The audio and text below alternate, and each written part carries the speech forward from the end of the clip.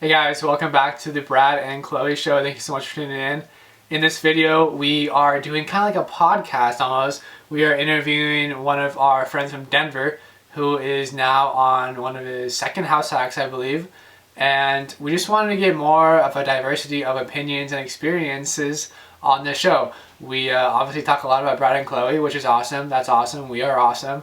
But hey, I think it really helps to get more people on the show and more creative ways of doing things, more ways to house hack, more ideas for you to apply to yourself, because obviously everyone is in a different situation and it is not really fair to compare ourselves to anyone else because everyone is just so unique in their own different ways. And the more experiences we can provide to you guys, the more you can tailor what you learn to your specific situation. Please let us know what you guys think of this kind of podcast videos. If maybe you guys want to start a podcast, I would love to start that side hustle up. Also, this is a self-critique, which I usually don't do on this channel, but I found myself saying like a lot and just not pursuing as much confidence as I usually do when I'm here on camera. So again, thank you for understanding that and knowing that I am on a learning curve with this as well. We do understand that this is quite a long video, much longer than we usually make, but although shorter than most podcasts, is about 25 minutes of the actual video. So please feel free, this is what I do when I listen to long YouTube videos or podcasts, is if you hit that little gear icon there, settings, you can hit the playback speed to much quicker, up to 2 times the speed. So get it done in up to half the time. Hope you guys can use that small life hack in your lives. Anyway, let's jump into the video with Bryan Balducki. All right, hello everyone. Thank you for tuning in to another video. Today we got my friend Bryan, Bryan Balducki. Am I pronouncing it right? All right, yeah. Yep, So that's Bryan Balducki. nice. Yeah, so Bryan and I met back in October at like a volleyball league that we played outdoors with masks on, and it was pretty cold during those games at night. But yeah, Bryan, Yes, it was. we were like in a we were in like a league with like I think our team name was like the House Hackers. So it's just a bunch of like people who are into house hacking, which is the perfect volleyball league for me, and I'm sure for you. So anyway, I just wanted to bring you on today, Bryan. Thank you so much for being here, and just gonna ask you a few questions about your house hacks, plural, because I know you have more than one, right?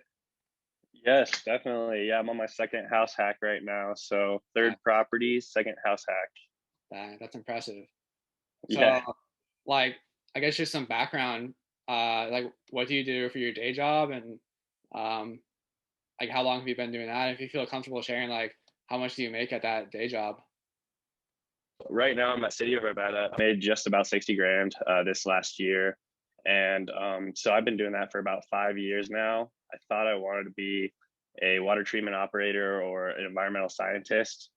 That was my original trajectory. And that just got completely changed once I got into real estate.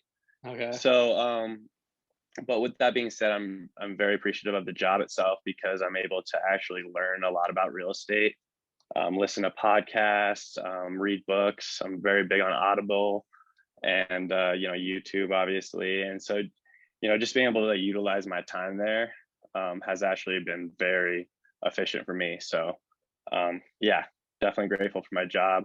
I'm hoping to, within the next 3 to 5 years, maybe step out of that and go more into my real estate business. And so we'll see where that goes. But Well, yeah, that's my. Mhm. yeah. Bryan is working on getting his real estate license. So hopefully in the next like few months we're gonna hit up Bryan for find another house hack in Denver. But okay, that's cool. That like I think 60,000 like base salary. That's like pretty average, and I feel like a lot of people like are not going to be scared like, oh, this guy makes a ton of money. Obviously, that's why he's like buying all these house hacks.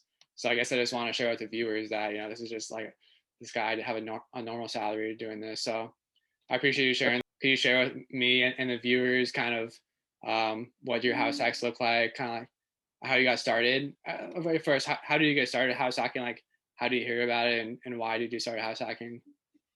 Yeah, definitely. Well, I have a kind of an odd start with real estate. So I actually started with Airbnb. Okay. So my first property, just to give you a little bit of background, my parents, they actually got first property. It was a condo down right next to Metro State University. Um, and the deal was is that they would help me out with it, but then once I got my degree, I would start paying the mortgage. Well, that didn't work out so well because the mortgage was incredibly high at the time. I was not making a lot of money, and so I started Airbnb out the property short term, and then that ended up not being allowed at the actual property because of the HOA. Oh, wow. So yeah, so I went to long term rental with that property. So that was an accidental. I actually, got into real estate by mistake. Started renting out that property, moved in with my parents, and then started thinking about the whole house hacking strategy and renting out my rooms. And then I ran into Craig Curlop's videos, of course, on Bigger Pockets. And that just started getting my head spinning. And I was like, oh my gosh, this is exactly what I want to do. This is exactly what I need to do. And from there, I actually, I was living with my parents for a while. I was talking to them about it. My mother actually helped me out with my first down payment for my house hack. Okay. So, yep. So I basically talked to her about it. I showed her the deal. It was a 4-bedroom, 2-bath for 250 grand. Kind of how that happened was I was at work. I was on Zillow and I found it, and I was like, "This is a huge deal." This is about 3 years ago. Okay. And I sent it to my mother, and she actually jumped on it with asking me. She's like, "Would you live in this place?" And she actually helped me out with the property. And then from there, I lived there for a year and a half. I started with Airbnb, and then moved into long-term rentals with each room. So month by month. Nice. Okay, so that was house hack number one. House hack number one. Yep. Yeah. So nice. She's actually holding the loan on that. I'm paying her as a rental. So it's kind of what I'd call a rental arbitrage. It was a bit of an Airbnb arbitrage before. So yeah. So it's interesting. Okay. So like, does she carries the loan? Like, do you own the property, or does she also own the property? So yeah, she technically owns that property. Okay. Yep. Cool. So you were like a house hacker, like manager, essentially. Like you. Yep. Mastermind. Essentially, she wants me to take over the property and purchase it outright, but at the time I wasn't going to be able to grab the loan myself, and so it was a little bit of a creative financing, if you will. Yeah. Because awesome. Yeah. Yeah, I feel like so many people's parents are like so interested in like buying property, but they're like kind of scared to. And I feel like if they can get like their children on board, then it's like way more comforting to them. So that's cool you do that.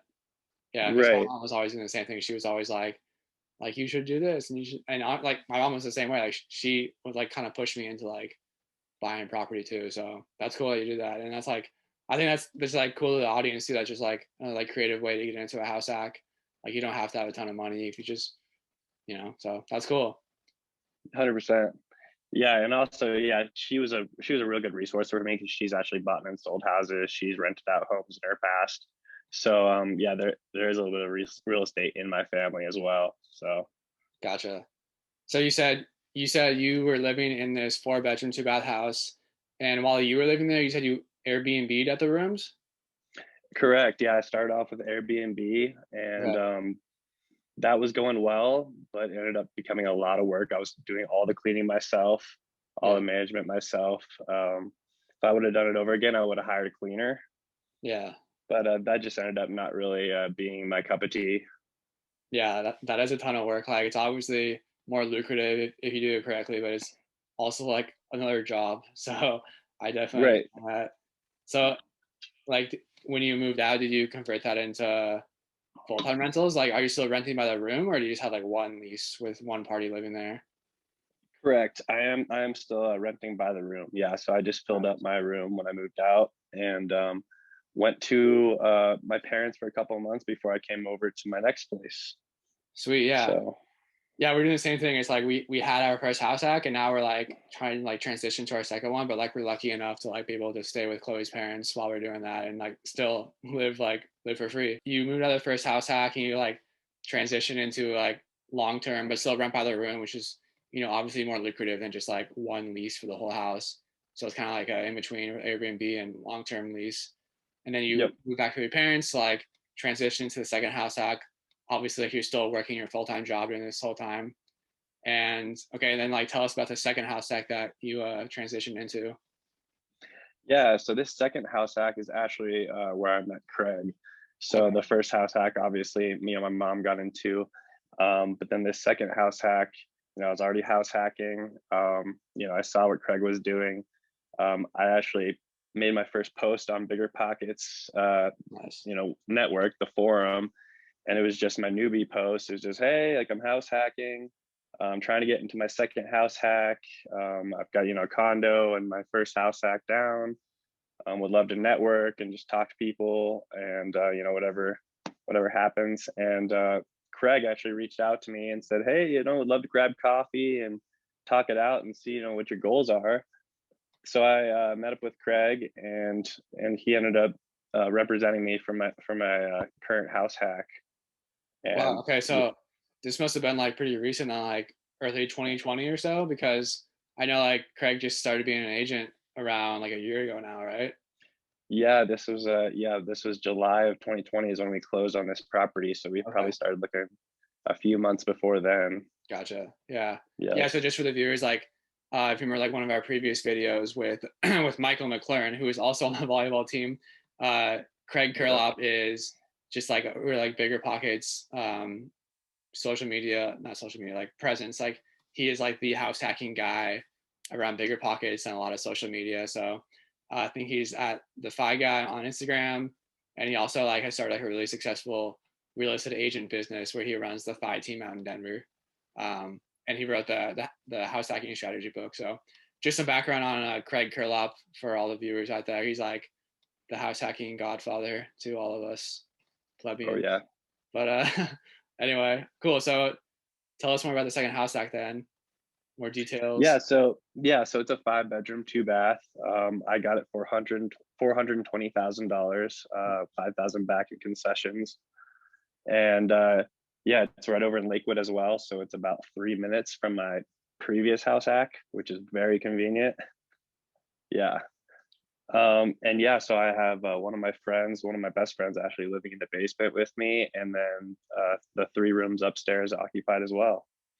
Um, for numbers as well as so I'm renting out each room for 750, so that comes out to about 3,900. The mortgage is around 2,100. Wow. Dang. Yeah. So I feel like that's like one of Craig's and like the new like prevailing house hacking strategy, especially in these like big markets like Denver or Seattle or even like LA or New York. I'm sure is like buying like a 5 bedroom house, like a big single family house with a lot of bedrooms. And even like I'm not sure if you heard like Todd Baldwin, but he's in the Seattle area. He does the same thing. Like he Yeah. rents like 5, 6 bedrooms in these big houses, and has like systems in place to not make it feel like a frat house. Like they're nice places Right. to live. Like I'm sure you have. And I think yeah, like cash flow is Yep. just so good on them because like they're still like cheap rooms. Like a $750 a month for rent in Denver is like super good. Oh But yeah. like compare that to like the mortgage with the low interest rates, and then like so many bedrooms. Like it's a win-win for everyone. So I really like that strategy, and I think it's probably like more work than like find a duplex or something, but it's like way more lucrative. Definitely. So Yeah, you really wouldn't be able to cash flow otherwise in this market. It really is the only way. yeah, no, yeah, I love that market too. I think it's more fun to like meet new people that way too, rather than just like living by yourself. So then you said there's like 3 bedrooms up top, and then you got 2 bedrooms in the basement, and you're living in one of the bedrooms in the basement, right? Correct. And it's Yep. just like one kitchen on the main level. Yeah, one kitchen upstairs. Yep. Cool. Okay, so $3,900 a month in rents. I mean, the mortgage, as you said, is 2,100. I'm sure there's like Right. expenses you pay for, like utilities and Wi-Fi and all that.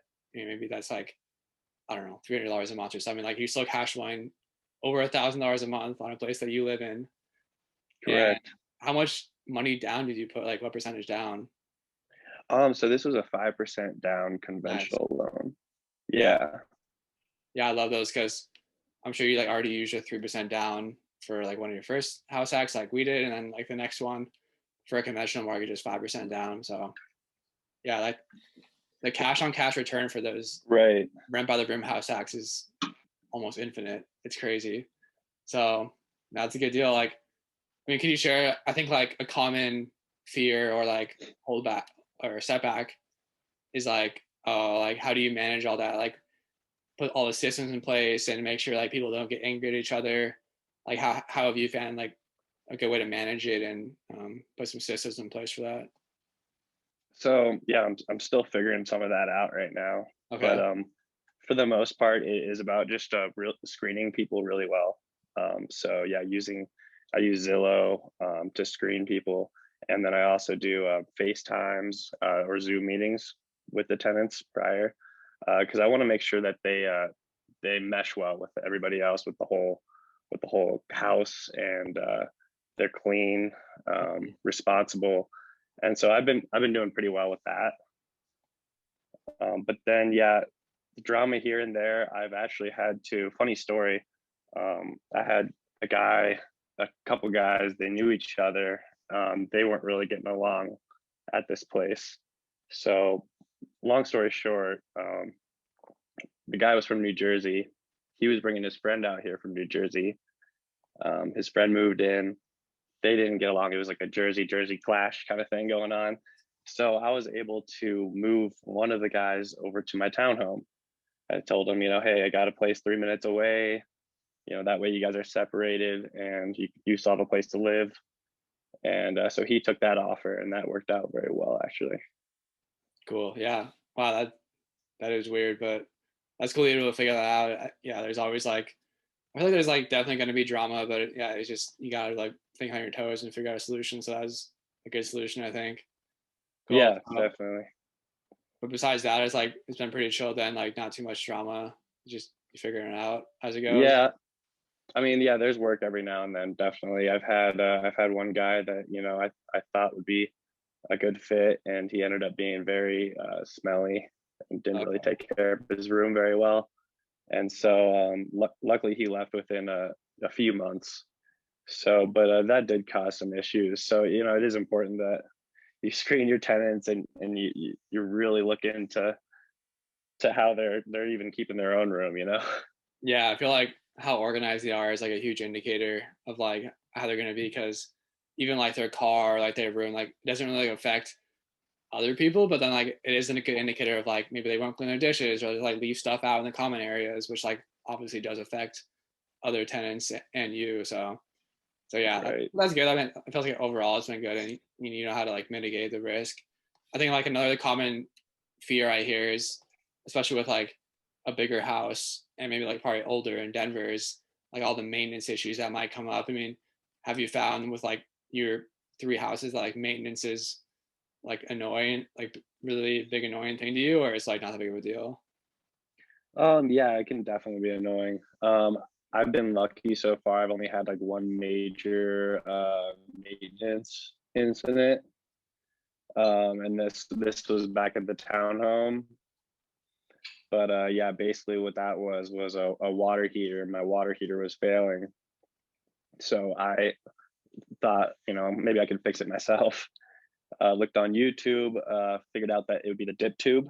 So I tried replacing the dip tube, and as soon as I did that, I actually sprang a leak in the hot water heater, Oh wow. and it was spraying all over the place. Yeah, it was a mess. I went for the valve to actually isolate the hot water heater, and that the valve just broke off instantly. It was all rusted, and yeah, it was just a mess. I had to turn off the water to the whole house. I had to cancel like 5 Airbnbs because I was doing Airbnb at the time. So I had to cancel all those and tell them that there's no water into the house because I couldn't isolate the water heater. And yeah, that ended up costing me $6,000. I got a tankless water heater put in because it was a small closet, and it would be really expensive to get a modified hot water heater version that would fit into that area. So I just went with the tankless, and $6,000 later, here we are. Dang, yeah, that that sucks. I mean, I feel like that's like everyone's like worst nightmare is like a water leak like that. So like I said, like Oh, it it's does happen. terrible. It does happen, right? Like it's a freak occurrence, but it does happen. But yeah, I mean, do you think like you would have, if you had to like do it over again, that you would do it yourself, or would you have like just called someone, figure it out? I would have called somebody. I'm no plumber. Yeah. you know, I like to think that I can figure things out, but yeah, at the end of the day, you just call somebody and get them to work on it.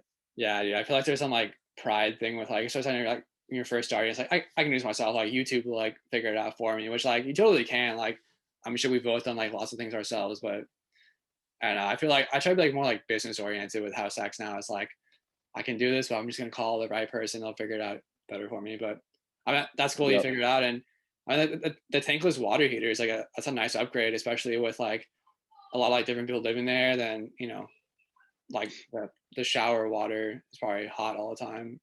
Yep. So Unlimited hot water. there you It's go. not bad. It's not Yeah, bad, but yeah, it was definitely more pricier than I wanted to spend on a water tank. So cool.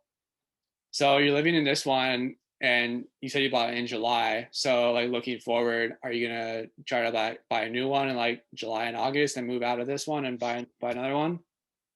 yeah, that is the plan actually. Yeah, I do want to do a few more upgrades. Maybe not July, maybe not as soon as maybe August, so back, and hopefully in this area because I've already done so well with that before. So it is really convenient to be able to be 3 minutes away from your property.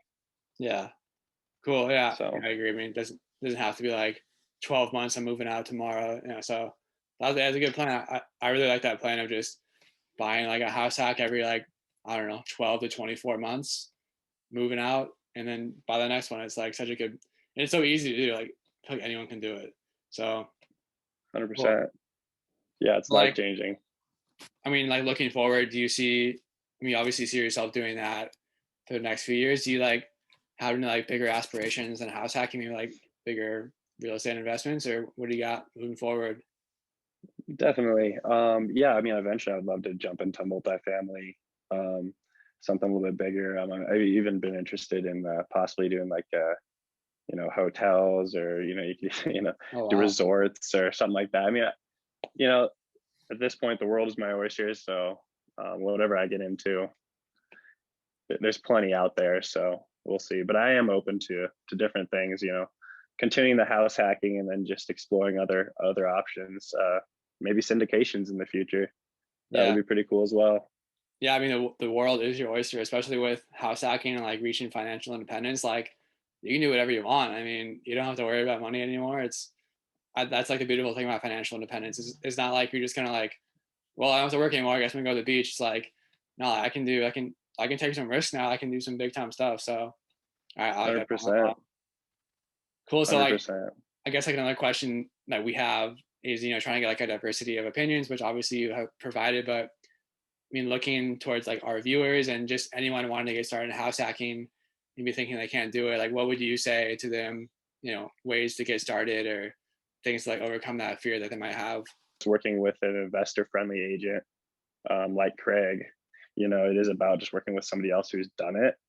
Yeah. Um, and that'll help as well. And then, yeah, getting pre approved, that's huge. Getting that pre approval with a good lender. Shout out to Michael Stone.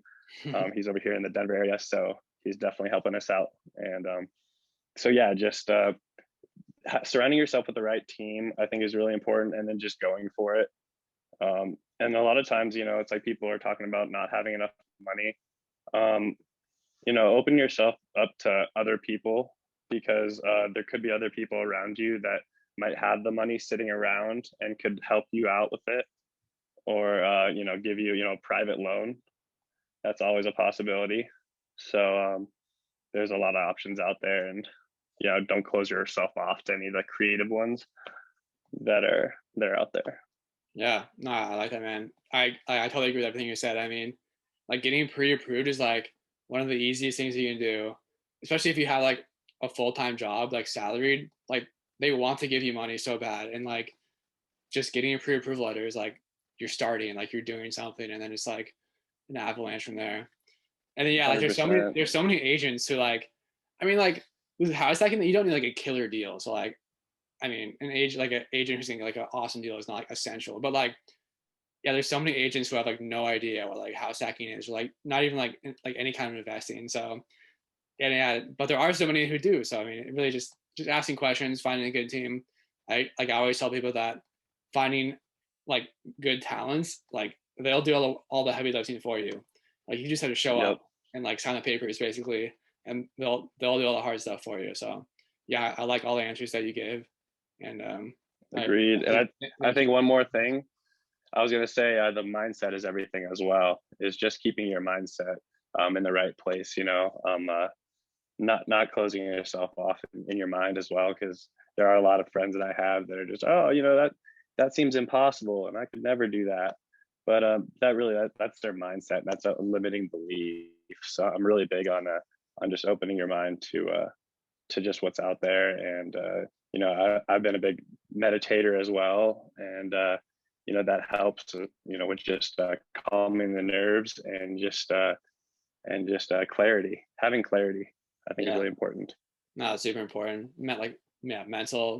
Mental health, mental capabilities, everything. And yeah, like Yeah. how you touched on that, because like I think there's like a big difference between like people saying, oh, like I can't do that versus like I don't want to do it. And like I know plenty of people who have like no desire to do it. And like I'm not trying to like push people who have like they don't want to do it. Like, that is totally fine. But if you're like, Yeah, oh, I can't do it, then I'm like, no, like, you can do it. Like you just, but if you don't want to, like, okay, I'm not gonna force you to. So right.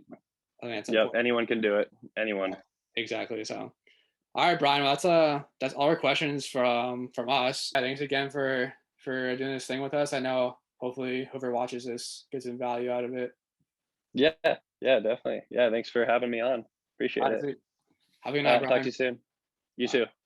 Okay, that was our interview with Brian. I really hope you guys enjoyed it, and I just want to do a quick summary of the main points that we took away from it, and I want you guys to really focus on. So what jumped out to me was all the creative ways that Brian was able to structure these house hacks. You notice that his mom was involved in the first two deals, and I know that is an advantage and a privilege to have a parent that is willing and able to help you out. But I think a lot more of you guys may have it than you realize.